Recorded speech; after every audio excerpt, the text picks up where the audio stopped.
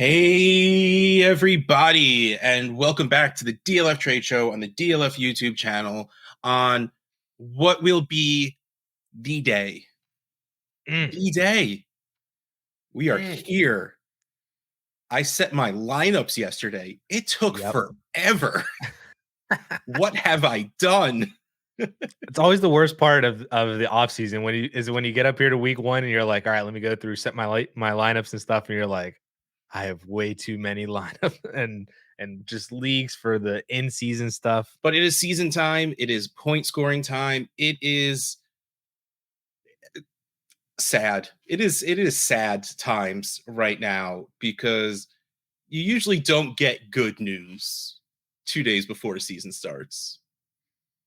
But the bad news just keeps rolling. Let's start with Jonatha Taylor. The first trade we have, 12-team Superflex. Jonatha Taylor for Jordan Addison and a second. Jonatha Taylor in at 542. Jordan Addison at 321. 24 second at 138 for a total of 459. You're not getting trade analyzer value for Jonatha Taylor right now. Even if there was some sort of update to the analyzer where it sort of tries to bake this in, like I know September's ADP mock drafts, there you go, are going to be running. I know there's going to be some stuff going on that's going to affect his analyzer value. As long as he's out and no one knows what's going on, I don't think you're going to get good value for him, even for what his value changes to. I love Jordan Addison. I do. This still feels wrong. This feels like it should be a first, but I don't know if that's a reality in this moment right now. And I'm going to tell you now, let's say I had a team with Jonatha Taylor, Cooper Kupp, or a group of players that either are hurt and seemingly going to miss a couple of games at the beginning of the season, or just one or two things went wrong, or I decided, my team's not as good as I thought it was. I think I do this. I love the the switching from running back who, let's face it, is about to be an aging running back at 25 by the time he's relevant again, which is, again, very weird to say, but it's the unfortunate truth, not to mention with all the good running backs we have coming out next year. And we might be counting on Jonatha Taylor as a 24 running back, not 23, because who knows when he's going to play. So give me this wide receiver who I am a huge fan of in what will be a very condensed offense. There's 3 people that are going to catch the ball in Minnesota, and he's one of them. Yes. I don't feel good about it, but if this is a situation where I'm like, you know what, let me push it back. Let me not contend this year because things just aren't going the way I want them to, even before the season starts. I get this move. I don't feel great about it, but I get it, and I think I do it. I'm fully on board with this just being Jonatha Taylor in every single situation. If you are rebuilding, I could see this as a way of you go and pay Jordan Addison in a second, go get Jonatha Taylor, and then you wait him out to regain value, because once he starts playing again, and even if it's an Indy for the remainder of the year or he goes somewhere else next year in free agency or gets traded or whatever, I do believe his value is going to go back up. Like, I feel like this is kind of like how, when like CMC missed 2 years in like the prime of his career, missed 2 seasons with back-to-back injuries. And if you're buying the dip at any point in there, now you're recouping all of that value. It took a couple years for CMC. And Jonatha Taylor, this isn't really injury related. I mean, it is, but it kind of isn't really. It's just more like situational, and he just doesn't want to be where he's at. And those are easier players to buy into at dips, especially when they're as talented as Jonatha Taylor. So I see this as a way that if you're rebuilding, I would just go take JT, wait it out, then try to flip him later on. And if you're competing, buy JT and then see what production that he gives you this year or potentially even down the road in 2024 to just continue competing. So I see this as in every way, just take Jonatha Taylor. Let's move on to the next one. We'll see how we. Okay, no, this one doesn't help at all because the next trade is straight up Jonatha Taylor for Josh Jacobs, and I would do that so easily. Josh Jacobs, he signs that short-term contract, so he's going to be playing. He's playing for a contract, and he's playing every game this season. I don't see why you don't.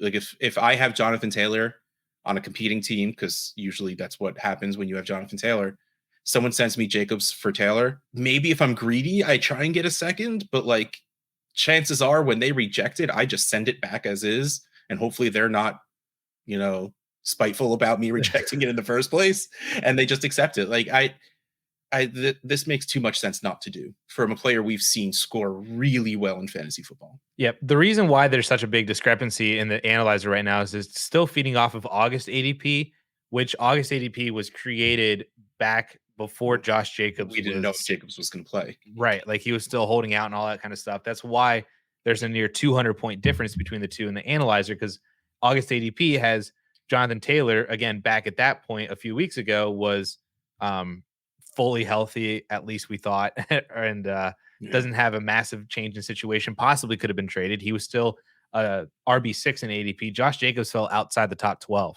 But now with I expect Josh Jacobs to go back up into the top 10. Yeah. Tony Pollard's RB8. I don't view much of a difference between Tony Pollard and Josh Jacobs for Dynasty. I'd probably take Jacobs over Pollard for Dynasty. I would do that very easily, actually. So they're right there. If you just imagine that JT falls a little bit and Jacobs goes up a little bit, it's a very fair trade, very even. I would take Josh Jacobs over Jonathan Taylor for both for this year and maybe not so much like long term, but I feel just as comfortable with Josh Jacobs as I do Jonathan Taylor for 2024, 2025, because they're both kind of in the same situation of, are they on the same team? Are they on a new team next year? What is that situation? But at least Jacobs is going to give you a full entire season. He's in the same situation that he was in last year, same offense. And I mean, he was RB2 last year. So take Josh Jacobs if you're competing and remove the headache of Jonathan Taylor. All right, let's move on to our next heartbreak. Jerry Jeudy. So the first trade we have, 12-team Superflex, Jerry Jeudy for a 24 second and Chig Okonkwo. So Jerry Jeudy is coming in at 282 points on the analyzer. That's feel like it. That was optimistic in the first place, I think. So when the other side comes in at about 196, 197, it's closer than the analyzer shows, because you're not getting a first for Jeudy. Second plus is absolutely where it lies. I would want the plus to be a bit more. I want that plus to be someone I feel more confident in their production, or at least in their ability to gain value. Like Chig Okonkwo will most likely be an okay fantasy football tight end. And like, I would rather it be someone closer to someone I feel better playing every single week. Or if it's like a wide receiver, I'm still 58 on the analyzer, is so low. Elijah Moore. Yeah, like that's cool. Or like, if make me feel special and make them younger, give me like Kendre Miller, who's up there at 90. Okay. Would you take any of the second round rookies from this year, like Jaden Reed, or would you take Mims, just move across vertically to or horizontally, I guess, the teammate? I'm a sucker for Mims at the moment. So yeah, I would, but like, that doesn't fit everything I just said. Jaden Reed, Rashee Rice, Mingo. Yeah, I guess, because they have enough allure to them. At least, like I said, there's the chance of them gaining a lot of value. All right, so next we have straight up Jerry Jeudy for Jahan Dotson. Jeudy 282, Dotson 218. Yeah, I don't care. Like, I'm not going to go and acquire Jerry Jeudy anywhere at this point, unless it's like for a third, like for something silly cheap.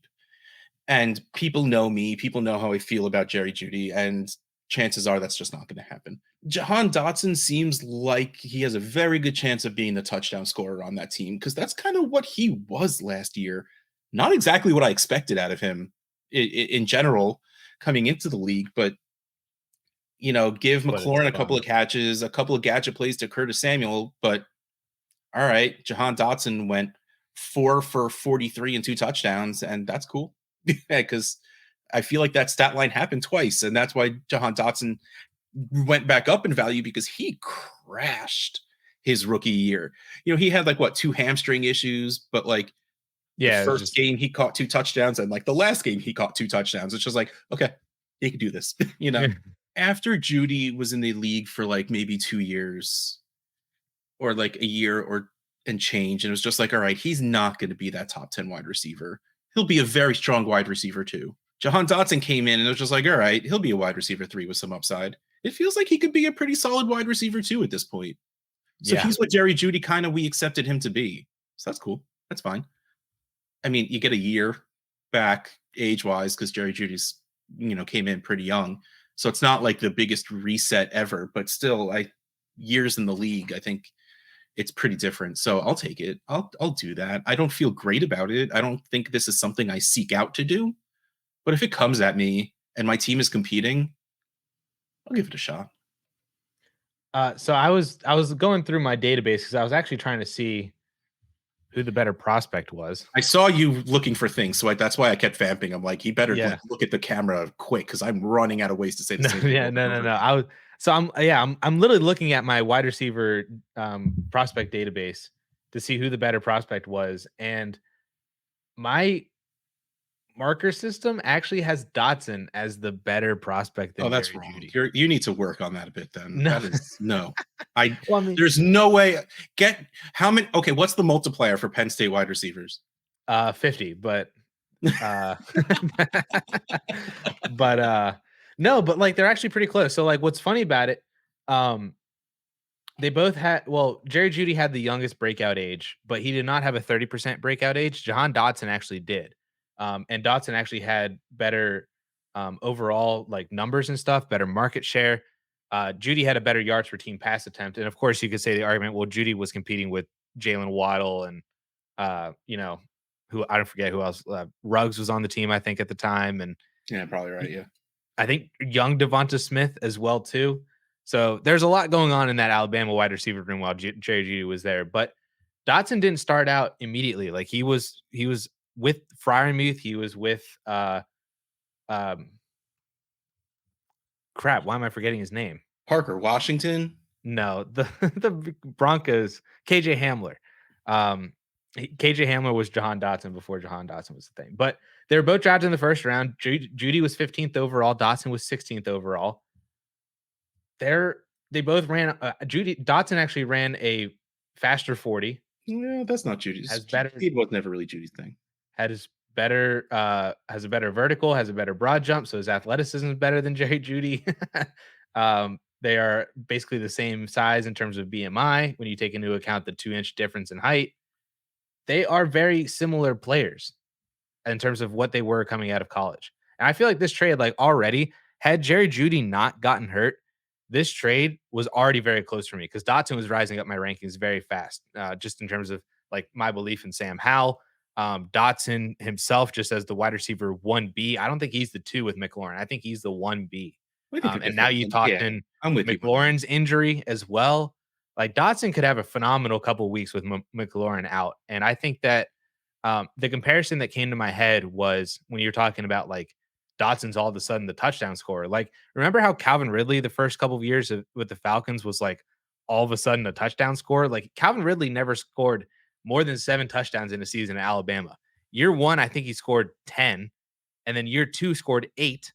And then Julio Jones got kicked to the side and Calvin Ridley became Calvin Ridley. And now I'm not saying Jahan Dotson's going to be the next Calvin Ridley, but it kind of It's my hands right here. This is the brake pedal. It's just, I think Jahan Dotson is a very, very good player. And I would do this trade. I'll probably, like I said, I probably would have done this trade before Jerry Jeudy actually got hurt. Now I feel even better about it. We're taking a step in a very different direction. There is no intrinsic value. This is pure point value, pure fantasy value, because we're going to start talking about Cooper Kupp. Again, we have no real idea. Like, he could miss 1 week. He could play this weekend for all we know. Like, there's nothing that's like, he's not marked out. He was never put on the IR. Any of this stuff. Like, we literally have no idea. And that's really what's killer right now. Like, if you told me he's missing 4 weeks, I can deal with that. I can plan around that. We can't do anything with whenever he's ready to play, whenever he's ready to perform. Yeah. What if he misses? If I told you right now he missed half the season, but the other half was exactly what he did last year, aka the wide receiver 1 in points per game, averaging 20 fantasy points per game. Yeah. You would still be fine. You'd take that half a season hit for the other half a season to be the wide receiver 1. I would Easily. So the first one we have, again, these are all 12-team Superflex. Cooper Kupp and a second for Steph Diggs. This is actually pretty good. Like, this was surprising. I was not ready for this. All right, well, let's just do first. Cooper Kupp, 452. The second at 138 for a total of 589. Steph Diggs in at 480. Yeah, overpaying a little bit to go get yourself out of trouble that you think you're in. Mhm. Steph Diggs will probably score pretty close, ish. And he'll at least give you the other half of the season too. If he's a Yeah, top 5 wide receiver for when Cooper Kupp is doing wide receiver 1 things, then the benefit of having Diggs for the other half is very yeah. beneficial. How many points per game is it worth to have him every game is really what this comes down to.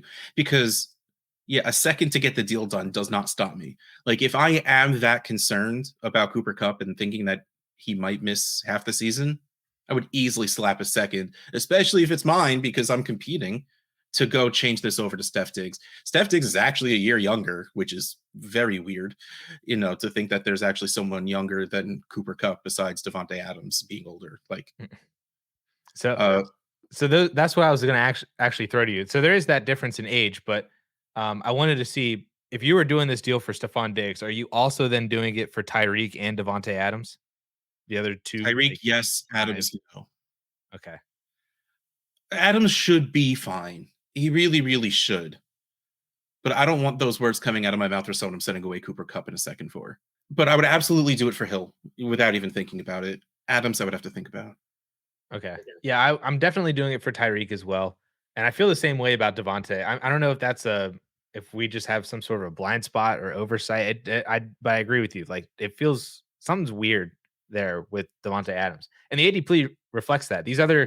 All these other guys, Tyreek, Cup, and Diggs in August ADP were all wide receiver ones in Dynasty. Devontae Adams was wide receiver 16. So it's not just us. I like the community feels something weird about Yeah. Devontae Adams as well. This next one is very on point. This is a lot of what I expected. Cooper Kupp for a first and a second. Cooper Kupp 451. The first alone is worth 404. Throwing the second puts it up to 541. But you're going to have to overpay in picks to go get those points and overpay to get the better asset, which is Cooper Kupp. Chances are you were paying just a first in the non-point scoring season to get Cooper Kupp. So, hey, you gained a second out of it. That's true. So then you take your second, you trade it for second and a third for Keenan Allen, and you gained a first, and you still got a whole lot of points on your team. Yeah. I mean that's very, very optimistic. I am not sending those picks for Cooper Kupp right now because if he again crystal ball misses 8 games, plays the rest at Cooper Kupp level, Cooper Kupp's price is not going to change even at week 8 when we know he's playing next week. His price is not going to change. So I would rather wait to see if there's something better I can do with those picks, or if I might not be worth sending those. Like Right. I'm not sending a first and a second right now, even if it's mine, which is competing, which means it. I hope it to be the 12 or whatever, however many teams are in your league. But even if I am competing, it's hard not to take this offer right now. I I think I think I take this offer in every circumstance except for I am massively competing. Like this is probably Like like if the super if we rare won like a championship 10%. last year and literally nothing changed on our team, Right. And like you have like 2 top 10 quarterbacks, you have, 2 top 10 running backs and then Cup and Olave and Devonta you, Smith you and just you don't have mess with that. There's no reason to mess with that. If Cup goes away and his value, I should say, his value just like drops, and or hell, man, if he retires and your team isn't really that hurt, you hold on to him and get every point you can out of him. Mm, Because why not keep winning? Like that is literally like you're right. That is the only time you don't take this trade. Like right now, getting a first and second for Cup just it feels like a win. yeah. Yeah, especially for those teams that you were kind of relying on Cup, like you're on the edge a little bit and you're like, "Well, I have Cooper Cup, he's going to be the wide receiver 1 again." And then if one or two of these other maybe this rookie that I was counting on or the second year guy or somebody else, like if they hit, then I'm going to do really well. And if they don't, then I would have sold Cooper Cup in week 7 anyway. If you're that team and you're waiting to see what happens, I would just sell Cup now. Okay, so this is a Devi league, and Addison is going to explain it. All right. So this one was really, really interesting. And I know both of us don't. Do you play in any Devi leagues, like actual Devi leagues? I play in like not salary cap, bankroll leagues that have Devi involved in it, but it's not like heavy. Okay. I don't play in any Devy leagues, but I thought this was really, really fun and a cool way to think about how to trade Kupp away for future assets. So the trade itself that I put in the analyzer was Kupp for 225 firsts. We don't have the ability to put 26 firsts in there yet, but these two players are actually freshmen this year.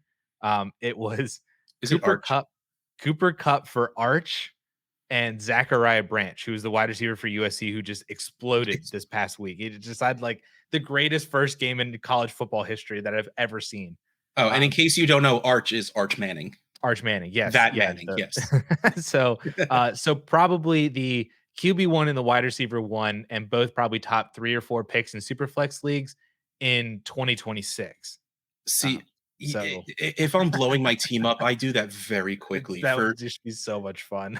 because, well, first of all, I would probably flip Branch very quickly because it's so far away and like it's the ups and downs. He can be the next Marvin Harrison Jr., where he's the best wide receiver prospect ever, but that's going to be like 3 years from now, and Yeah, that's a or it while. could be Kayshon Boutte, who had a fantastic freshman year and then just never did anything. But Arch Manning is going to ride name value alone for a very long time. So I would absolutely be cool doing that just to hold on to him to see what he's worth in 2 years. It's so worth it. But yeah, that is so much fun. I would not be able to not do it. Yeah. No, I don't think there's anything we can really take from that. I just had to put that. It was I just saw fun. that in there and I'm like, this is really fun. All right, so let's talk about something that's not fun. Travis, Zeus, Kelce. 2 days ago, hyperextending his knee. Yeah. Again, we know nothing about this. We don't know how much time he's going to miss. Like, I think Andy Reid even said he's most likely not playing, which please let the man sit. It's week 1. Who cares? Yeah, Let they him- said that they were going to reassess Thursday morning because I guess he had like a lot of swelling. So if they can get the swelling down and he can play, then he will play. But I'd rather him just sit. He'll like, have 10 days to sit and wait till week 2. Just take the week off, dude, and don't jeopardize your entire season. so for someone to send Kelce straight up for Hawkinson feels insane to me. Like, this is desperation. My team is bad, but sort of good. So I need to score points every single week. Even if we're talking, I want to age down because you're getting 7 years. So I was not expecting that number to be that big, though I guess it makes sense when you think about it. Most times when it's tight ends, it doesn't really matter from one to the next. But this is literally the one dude where it does. I mean, Travis Kelce was like 9 points per game higher than the next tight ends last year. Like, and I'm not exaggerating. It was something like that. So like, Yeah. I'm not swapping 1 for 1 at all. Would you do Andrews, Kelce for Andrews? I'm still too angry. No. Well, it's kind of funny is that Andrews is also dealing with some injury stuff right now too. Yeah. No, I wouldn't. I get it more. Like, again, if Andrews were completely healthy, I would understand that more. And I'm glad we're past the points of people saying, "Hey, what about Kelce for Pitts?" Andrews also has finished as the tight end 1. He had a very, very good season. He didn't by any means have a Kelce-like season, but like when he's healthy, he's dependable. Though again, new offense, we have no real idea what it's going to look like. They have more than one pass catcher now, so I wouldn't. I just honestly wouldn't in general. But that is also me just believing in Travis Kelce and still being mad that I did not win championships because of Mark Andrews. Yeah. I'm with you too. I would not trade Kelce for Andrews. If you're competing, obviously if you have Travis Kelce, you are competing. Yes. And if you're at all worried just because you're like, oh well, he got injured and blah blah, like what I got to figure out what to do with him. Nah, just start somebody as your tight end 1 for this week, and then wait till week 2. If he plays 16 games this year instead of 17, that's like minimal impact on what is actually going on. And the best part is that it happened in week 1. So everybody's healthy. So you don't got to worry about bye weeks or injuries to your backups. Like you have everybody right now. So just don't trade Kelce. See here, this next one is interesting because it kind of steps around what I was about to say. This next, it's a big one. It's Kelce and Luke Musgrave for 24 first, 25 first, David Njoku and Rondale Moore. Kelce's side ends up being at 520, and the other side ends up being at 728. 728 being the first 2 picks total being 600. So let's just say Njoku and Rondale are not worth all that much. I was about to say I would rather just throw a second to go get David Njoku, play him for a week or 2 until I feel good starting Kelce, and then go trade Njoku for a second. Like, I would gladly take that rental and hopefully maybe getting an earlier second than the one I sent away. Like, to me, that would be so much more worth it.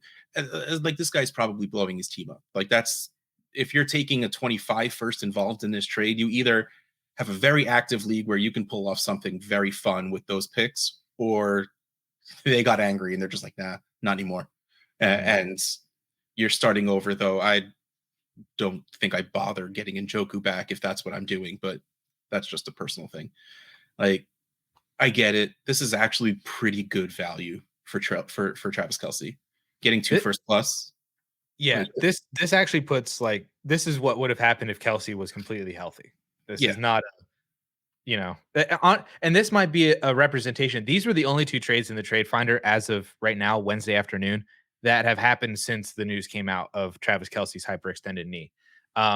So this could be one example of, how like these elite players, when they get hurt, there doesn't become a value dip. It just means that they're acquirable because people are more willing to sell them because they're injured. So this might be something that maybe this guy was trying to buy Kelce from this other dude for all off season because he's trying to compete. Now Kelce's hurt. He dips in and says, hey, if you want to move Kelce, I'll give you Njoku and a couple of picks. Yeah. Now, it makes the deal actually, actually be able to get done now since Kelce's injured. So I feel like Rondale Moore. And you get Rondale Moore. So there you go.